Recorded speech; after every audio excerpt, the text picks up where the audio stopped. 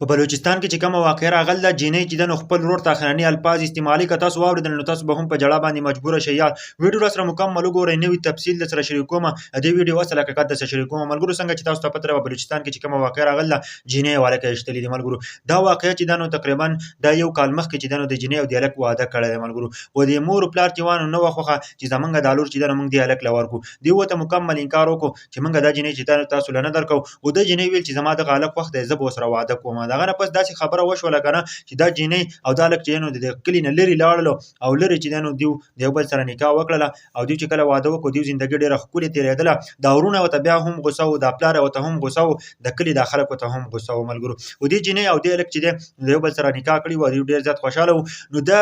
ورور ولګید کنه او دې چې دنو د خپل خور راوختله چې موږ تاسو ته سنوایو تاسو راشي کنه او تاسو راشي او موږ تاسو ته سنوایو موږ تاسو معاف کړی تاسو چې کوم نکاح کړل تاسو صحیح کار کړی دی. د ورور چې کله دا خبره وکړه داغه نه پس چې دی کوم خاندان دی دا راټول شوی دی دغه جینۍ او دغه الک چې راغلی دي نو دای په گاړي کې وړي دي په یو گاړي کې الک وړي دی په بل گاړي کې دغه جینۍ وړي ده دوی یو خوش غار ته وړي دي. دغه نه پس چې دی نو دغه جینۍ چې کله په دغه ولي کنه دغه جینۍ اخرنی الفاظ تاسو واوریا. دا جینۍ وته وای کنه وای تاسو به صرف ما ولې تاسو په ما باندې صرف داس کوي ولیکن زما لاش ته زما وجود ته تاسو لاس نه ورولې تاسو ته د اجازه نه در کوم تاسو ما ختمه کوي. او د خپل ورور ته دا هم خبره کړې ده ما نکاح کړی ده ما زنا نه ده کړی اخرنی الفاظ دا بیان کړی دي. او چې کله دیو چې دنو ولی نو دی الک او دی جینۍ یو خبره نه کړ نه خپل صفای ور کړی ده ځکه دیو دا خبره نه کړ کنه چې دیو صحیح نکاح کړی و او په اسلامي طریقه باندې چې ده نو دیو واده کړو. جینۍ ته چې دنو هم اجازه ور کړل ده چې جینۍ په خپل خو باندې واده کولای شي. او دی غلط اخرنی الفاظ دا ویل دي چې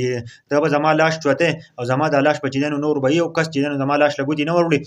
پلار چې دنو هغه هم ور سره ده او ورور چې دنو هغه هم خپل د خور ته تمانچنی ولیدا او د خور ته و چې مخ کې شه زړه باندې ډازي کوم. دغه نه پس چې ده نو د خپل خور ولی او دا د دنیا نه رخصت کی ملګرو. دغه نه پس چې دنو الک او جینۍ دوه ولی او هغه د دنیا نه رخصت کی په دې وجه باندې چې د جینۍ او د الک په خپل مینه محبت باندې واده کړو. د جینۍ ویل چې زه په خپل مرزي باندې واده کوم په خپل مرزي باندې واده کړو یو کال مخکې دا واده شو. او ډېر د افسوس مقام دی یار بلوچستان کې چې کوم واقع راغله ټول خلک په جړه باندې مجبور کوم. ما به ته هم دا ویډیو لګولې و او بلکې بده چې ده نو فیسبوک والا خپکی کې داسې قسمه ویډیو چې دنه غوونه مانی ځکه دی وجه منګه تصویر لګاو تاسو ته نور واقعیا بیانو کومه چرته ویډیو ولګو نو بده باندې د څه کیسه راځي چې مکمل تور باندې دا پیج هم ختمېدل شي ملګرو. په دې واقعې په اړه کې تاسو وایي چې د ورور چې دا غیرت کړی دی خو دغه جنې و ډېر عجیب الفاظ استعمال کړی دي اخرنی الفاظ چې دا سړی بیخي په جړه باندې مجبور کوي چې یار چې باندې زنا کړ ما زنا نه کړ ما چې دنه نکاح کړی دا او زما لاش له بل کس ګوتی هم نه وړي بغیر زما د ورور نه چې زما د ورور به زما لاش شوتی ښه